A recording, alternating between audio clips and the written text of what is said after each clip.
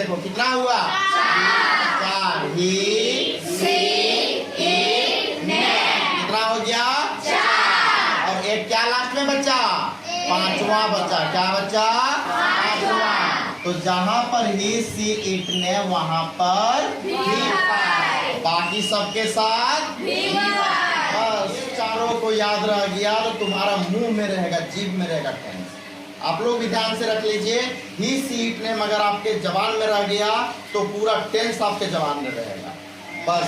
और कुछ है, ये भी कॉपी के ऊपर सबको लगा लो। अगर नोट कहीं भी लगाना है तो हेल्पिंग वर्ब के बाद लगता है। ये हेलो एवरीवन, बहुत दिन से हम लोगों का पढ़ाई का वीडियो छूटा हुआ था। हमारे स्टूडेंट्स चले गए थे घर, जो कि सभी लेजी हैं, टाइम पर नहीं पहुंच पाते हैं। उस वजह से हमारा भी यूट्यूब में वीडियो नहीं जल्दी से आ पा रहा था। आज सभी पहुंच गए हैं तो आज से हम लोग कंटिन्यू करेंगे। रेगुलर हम लोग टेंस का वीडियो हम लोग स्टार्ट करेंगे। आज जो है पिछले क्लास में जैसे कि हम लोग एक्सप्लेन किए हुए थे, टेंस में इन लोग का इंट्रोडक्शन दिए हुए थे। टेंस मतलब काल, जो समय बताता हो उसी को टेंस बोलते हैं। That is whether, that will be future tense, present tense और पास्ट टेंस, है ना। हमारा सबको फ्यूचर टेंस, पास्ट और फ्यूचर टेंस किसको बोलते हैं, जो आने वाला है। The time which is coming, that is called future tense, and the time which has gone, Past tense. the time which had gone is called past tense. The time that is running now, right now, is called present tense. तो हम लोग तीनों tense के बारे में हम लोग introduction ले लिए थे। अब हम लोग जो है तीनों टेंस का जो है उन लोग का जो ये टाइप्स जो है, there are in all tenses there are 4 kinds of tenses, है ना। 4 काइंड्स ऑफ टेंसेस होते हैं। तो सभी के बारे में इंट्रोडक्शन दे दिए थे। तो सबसे पहले हम लोग प्रेजेंट इंडेफिनिट टेंस पढ़ेंगे। सबसे पहले हम लोग जो है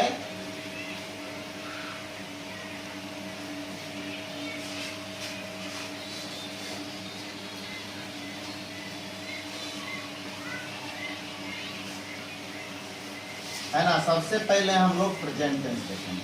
कौन सा टेंस देखेंगे, प्रेजेंट टेंस देखेंगे। प्रेजेंट टेंस जो मतलब जो समय अभी चल रहा है उसी को क्या बोलते हैं, जो समय अभी चल रहा है उसी को प्रेजेंट टेंस कहते हैं। तो प्रेजेंट टेंस में सबसे पहला जो हम ये बताए थे, टेंस बताए थे, क्या बताए थे, क्या बताए थे,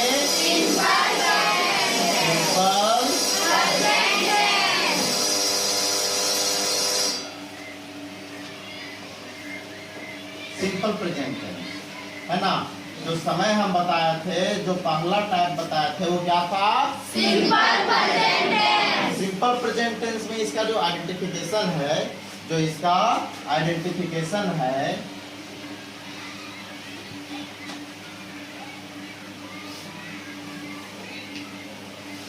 आइडेंटिफिकेशन है या पहचान है। क्या है, पहचान है। पहचान है।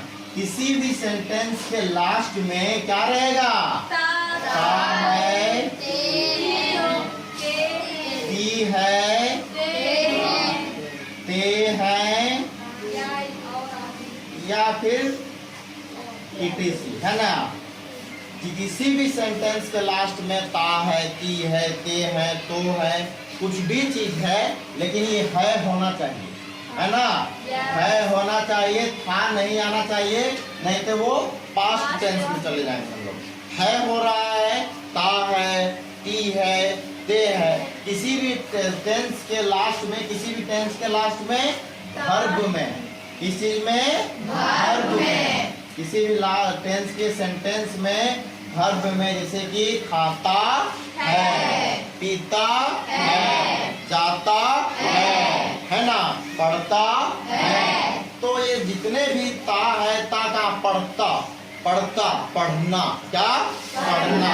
तो पढ़ना मीन्स क्या आ गया, हमारा पढ़ना क्या है, पढ़ना क्या है, व्हाट इज पढ़ना वर्ड, रीडिंग जो है क्या है, सब्जेक्ट है, प्रेडिकेट है, नाउन है, वर्ब है, क्या है, पढ़ना क्या है, पढ़ना नाउन है, बता क्या है, पढ़ना जो है वर्ब है। किसी काम, कुछ काम को हम लोग कर रहे हैं, पढ़ना एक वर्ब है ना। तो किसी भी वर्ब के लास्ट में ता से ती याद आता है तो और वहाँ है भी होना चाहिए, तो वो हमारा सीधा सिंपल प्रेजेंट टेंस कहते हैं या प्रेजेंट इंडेफिनिट टेंस कहते हैं। Got it? किसी प्रकार से कोई दिक्कत नहीं। शॉर्टेज में हो गया टोटल हम लोग का इंट्रोडक्शन। इसका पहचान इसी तरह होता है, जैसे कि एग्जाम्पल क्या है? एग्जाम्पल में एग्जाम्पल जैसे कि मैं काम करता हूँ, है ना? मैं काम करता हूँ, तो इसका दो इंग्लिश निकल के आएगा आई। क्या? आई डू वर्क, है ना? आई डू वर्क, मैं काम करता हूँ, लेकिन यहाँ आई वर्क भी डायरेक्ट करेगा, आई वर्क भी करेगा, तो किसी तरह से गलत नहीं होगा, है ना? जैसे कि मैं किताब पढ़ता हूँ, मैं किताब पढ़ता हूँ, किताब पढ़ता हूँ, है ना? तो क्या हो जाएगा? I read. क्या? I read book. तुम लोग का एक चीज ध्यान लग रहा होगा, एक चीज ध्यान आप लोगों का भी नजर आ रहा होगा कि वर्ब में मैं किसी प्रकार का छेड़छाड़ नहीं कर रहा हूँ। वर्ब में जो वर्ब में किसी प्रकार का छेड़छाड़ नहीं होता है वो कौन सा वर्ब कहलाता है? वर्ब वन, V1 क्या कहलाता है? V1 में किसी प्रकार का जो ओरिजिनल वर्ब है उसी को V1 कहते हैं। तो देख रहे होंगे ना, एक किसी प्रकार का छेड़छाड़ नहीं किया जा रहा है। या फिर वह, क्या? वह खाना खाता है। क्या है? खाता है, वह खाना खाता है। इसका क्या हो जाएगा? ईट्स लगेगा इसमें। क्या लगेगा? Yeats food. मतलब हम लोग के नजर में आ रहा है कि ओरिजिनल फॉर्म भी लग रहा है, V5 भी आ रहा है ना? ओरिजिनल फॉर्म भी लग रहा है और V5 भी आ रहा है वर्ब में। इसका मतलब इसका स्ट्रक्चर जो होगा क्या हो जाएगा? स्ट्रक्चर जो हो जाएगा ये पॉजिटिव सेंटेंस का। कौन सा सेंटेंस का? पॉजिटिव सेंटेंस का, है ना? पॉजिटिव सेंटेंस का स्ट्रक्चर हो जाएगा सब्जेक्ट। क्या रहेगा? Plus V1। देखो यहाँ पर सब्जेक्ट कौन है? आई, मैं। उसके बाद V1 है या फिर क्या लग रहा है? लग रहा है, तो V1 या फिर प्लस। ये जो है हमारा सिंपल प्रेजेंट टेंस का पॉजिटिव सेंटेंस का स्ट्रक्चर है। कौन सा सेंटेंस का स्ट्रक्चर है? पॉजिटिव सेंटेंस का। अब तुम लोगों को नहीं समझ में आ रहा होगा कि यहाँ पर देखो, कहीं पर हम V1 लगाए हैं, कहीं पर V1 लगाए, कहीं पर V5 लगा दिए। ऐसा क्यों? है ना? दिमाग में आ रहा होगा ना? यहाँ पर रीड के जगह में रीड्स क्यों नहीं डालें? यहाँ पर वर्क के जगह वर्क्स क्यों नहीं डालें? है ना? या फिर आई के जगह में या डू के जगह में डज क्यों नहीं दिए? है ना? तो ऐसा क्यों नहीं किए? तो एक पहले भी आप लोगों को ट्रिक बताए थे और आज भी ट्रिक बता रहे हैं। ये सब जो है सिंगुलर प्लूरल में first person, second person, third person, लंदर फंदर बहुत सारा टाइप में हम लोग अंदर घुस जाएंगे और जो हम लोग पेचीदा तरीका से फंस जाएंगे। तो टेंस पढ़ने का एक शॉर्टकट ट्रिक है। किसी प्रकार का हम लोग को सिंगुलर प्लूरल पढ़ने का जरूरत नहीं है। कुछ भी प्रकार का सिंगुलर, एक सबसे बड़ा ट्रिक जो होता है वो होता है सबको अपना अपना कॉपी के ऊपर में लिख लगा ही, सी, इट और किसी चीज का नेम। और नेम में मात्र एक आदमी का नाम होना चाहिए। कितना आदमी का नाम होना चाहिए? एक आदमी का। ये हो गया जादू। क्या हो गया? जादू। टेंस का जादू हो गया। अगर ये याद रह गया तो जिंदगी में कभी गलती नहीं होगा। ये याद रह गया तो जिंदगी में कभी गलती नहीं होगा। हम लोग टेंस पढ़ने समय सिर्फ इसी को ध्यान में सिंगुलर लेके चलेंगे और बाकी को क्या लेके चलेंगे? प्लूरल। है ना? सिंगुलर मतलब एक आदमी और प्लूरल मतलब बहुत सारे आदमी। लेकिन यहाँ यहाँ एक्सेप्शनल भी होते हैं, जैसे कि आई, क्या आई, या फिर यू, क्या यू। ये दोनों जो है ये सब भी तो एक ही आदमी, आई मतलब मैं और यू मतलब तुम, हम किसी एक को बोल रहे हैं। लेकिन यू में क्या होता है कि हम लोग अगर 4 आदमी को भी है you all what are you doing, है ना, हम लोग बोलते हैं ना, तुम लोग सब क्या कर रहे हो, उस समय भी यू यूज कर रहे हैं और सिंगल आदमी के लिए भी यू यूज कर रहे हैं, तो वो अलग मैटर हो जाता है। लेकिन यू हम लोग सिंगल आदमी के लिए भी यूज करते हैं, लेकिन हम लोग टेंस में सिर्फ कहाँ पर टेंस में आई और यू को एक्सेप्शनल है, इसको हम लोग क्या यूज करेंगे, प्लूरल के रूप में मानेंगे। अंडरस्टूड? किसी प्रकार कोई दिक्कत नहीं। तो हम लोग ये मान के चलेंगे जहां पर भी ही सी इट नेम है, जहां पर भी he, she, it, name है वहां पर V5, कहां पर V5। ये जो V5 जो दिख रहा है, हम लोग V1 कहाँ लगाए, V5 कहाँ लगाए, ये ट्रिक समझ में आ गया? याद आ गया? He, she, it, name। ध्यान दो, गिन के देखो कितना हुआ, 4। He, कितना हो गया, 4। और एक क्या लास्ट में बचा, 5वां बचा, क्या बचा, 5वां। तो जहां पर ही सी इट ने वहां पर V5, बाकी सबके साथ बस इतना ही साथ तो है, और कुछ है क्या नहीं। जहां पर ही सी इट नेम के बाद 5वां मतलब जब 5 सिर्फ ही सी इट नेम के ही साथ लगेगा और किसी के साथ नहीं लगेगा। समझ में आ गया?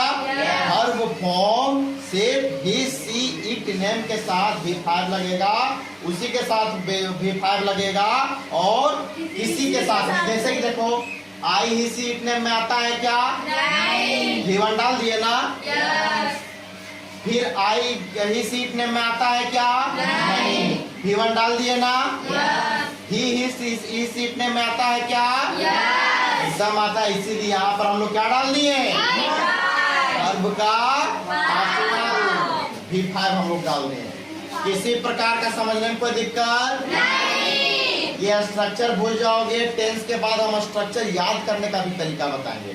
टेंस जैसे खत्म होगा, एक टेंस हम लोग 2 घंटा का कम से कम या 1 घंटा का शॉर्ट रूप पढ़ेंगे और वो पूरा रिमाइंड करवा देंगे, स्ट्रक्चर भी कैसे याद करना है, क्योंकि मैं तो किताब पर पढ़ के भी नहीं आया, लेकिन कैसे स्ट्रक्चर मेरे को याद है, वो याद भी कैसे करना है वो भी तरीका बता देंगे, ताकि इंग्लिश बोलने में कहीं प्रकार से किसी से कोई दिक्कत नहीं हो। यहाँ तक समझने में दिक्कत नहीं। दुनिया का पूरा चीज भूल जाओ, खाने के लिए भूल जाओ, पीने के लिए भूल जाओ, सोने के लिए भूल जाओ, लेकिन ही सी इट नेम को मत भूलो। ही सी इट, ये चारों को याद रह गया तो तुम्हारा मुंह में रहेगा, जीभ में रहेगा टेंस। आप लोग भी ध्यान से रख लीजिए, ही सी इट नेम अगर आपके जबान में रह गया तो पूरा टेंस आपके जबान में रहेगा, बस और कुछ नहीं। किसी को दिक्कत नहीं। और जब अब हम लोग आते हैं ही सी इट नेम में आ गए हैं, ही सी इट नेम सबको लिख लीजिएगा, आप लोग भी जो ऑनलाइन में है ही सी इट नेम अपने कॉपी के ऊपर लिख लीजिएगा और अच्छे से उसको नोट सुंदर से बना कर रखिएगा, ताकि जब कॉपी पलटे ही सी इट नेम नजर आए, है ना। ही सी इट नेम स्ट्रक्चर आ गया, इसमें हेल्पिंग वर्ब क्या रहेगा, हेल्पिंग वर्ब डू या डज के डज में यूज करते हैं, लेकिन बोलिएगा कि सर यहाँ पर तो हेल्पिंग वर्ब है, ये नहीं है, सही में नहीं है ना। हेल्पिंग वर्ब है कि है क्या यहाँ पर, यही एक्सेप्शनल है थोड़ा सा, कि यहाँ पर क्या है, हेल्पिंग वर्ब नहीं यूज होता है। सिंपल प्रेजेंट टेंस का पॉजिटिव सेंटेंस में हेल्पिंग वर्ब नहीं यूज होता है। वो जो ये जो हेल्पिंग वर्ब जो यूज होता है वो इंट्रोगेटिव में होता है। किसमें होता है, या फिर नेगेटिव में होता है। किसमें होता है, या फिर intro plus negative, intro plus negative sentence में डू या डज का उपयोग होता है। और हम शुरू से बताते आए हैं हेल्पिंग वर्ब किसके पहले रहता है, मेन वर्ब के पहले। Helping verb always stands behind the main verb और before the main verb. This is the key point. ये किसी प्रकार से एकदम जो सोचना नहीं है, helping verb always if that is positive sentence, अगर वो पॉजिटिव सेंटेंस हो देन ही भी for always remains or stands just before the main verb. Main verb के जस्ट पहले हेल्पिंग वर्ब होता है। और एक बात, पहले तो होता है लेकिन जब नोट आता है वो किसके बाद आता है? मेन वर्ब जो नोट लगता है, ये भी ट्रिक है, ये भी कॉपी के ऊपर सबको लगा लो। अगर नोट कहीं भी लगाना है तो हेल्पिंग वर्ब के बाद लगता है, ये आगे हम लोगों को काम देगा। समझ में आ गया? एकदम कॉपी के सबसे ऊपर में लिखना है। नोट जो लगता है, अगर नेगेटिव सेंटेंस आ गया, नोट जो लगता है वो हमेशा हेल्पिंग वर्ब के बाद आएगा। लेकिन ये जादू काम कहाँ पर नहीं करेगा? इंट्रोगेटिव में नहीं काम करेगा। लेकिन वहां का भी सॉल्यूशन हम जरूर निकाल के देंगे। हम लोग जब इंट्रोगेटिव सेंटेंस पूछेंगे तब। अभी हम लोग पॉजिटिव सेंटेंस पढ़ रहे हैं और एक दो एग्जांपल ले लेते हैं। मान के चलो, राम क्या? राम गाना गाता है। राम गाना गाता है तो क्या हो जाएगा? राम का राम हो जाएगा राम। देखो स्ट्रक्चर देखो, सबसे पहले सब्जेक्ट, यहाँ पर काम करने वाला राम है, सब्जेक्ट डाल दिए। उसके बाद जीवन या भीखा, गाना का क्या होता है? क्या होता है? तो देखें, अच्छा राम खोपड़ी में इसे लगाएंगे, किसी का नाम आ रहा है या नहीं? यहाँ कौन सा वर्ब का फॉर्म लगेगा? Verb, understood? रहेगा ही सिंग्स और राम सिंग्स। समझ में आया ने? क्या करता है? अब यहाँ पर है कि क्या लिखेंगे? गीता क्या? गीता और सीता, क्या और सीता, और या फिर सुनीता। गीता और सुनीता टहलती है, रोज टहलती है। नहीं छोड़ो, अभी टहलती है, टहलती है। गीता और सीता टहलती है। तो गीता सबसे पहले सब्जेक्ट कौन टहल रहा है? कौन टहल रहा है? दो लड़की टहल रही है ना? Gita and Gita and Sunita. कौन सा टहलना? टहलना की इंग्लिश क्या होता है? वॉक होता है। तो यहाँ वर्ब का कौन सा फॉर्म लगेगा? वर्ब का पांचवा फॉर्म। क्यों? खोपड़ी तो पूरा काम किया सबको का, है ना? वर्ब का जहाँ दो नाम आ गया, वर्ब का पांचवा फॉर्म वाला फॉर्मूला। यहाँ पर सिर्फ वर्ब का पहला फॉर्म गीता एंड सुनीता। समझ में आ गया? किसी को दिक्कत? Anybody ever have any types of problem? No. Tomorrow we will complete negative and interrogative sentence. That's it. बस अब ये छापना चालू करो। ये वर्ब का स्ट्रक्चर याद होना चाहिए, हिस्से इट ने भी याद होना चाहिए, जो ट्रिक हम दे रहे हैं वो ट्रिक भी याद होना चाहिए। ठीक है? कल सबको अपने अपने कॉपी में 10-10 प्रेजेंट इंडेफिनिट टेंस का पॉजिटिव सेंटेंस खुद से लिख के लाएगा, सिर्फ इंग्लिश से। हाँ, सिर्फ इंग्लिश से, किसी को हिंदी लिखने का जरूरत नहीं है। Understood? Yes. You understood? Yes. Everyone completed? Yes. Thank you. Now keep watching and you also keep printing. छापना चालू करो। Thank you.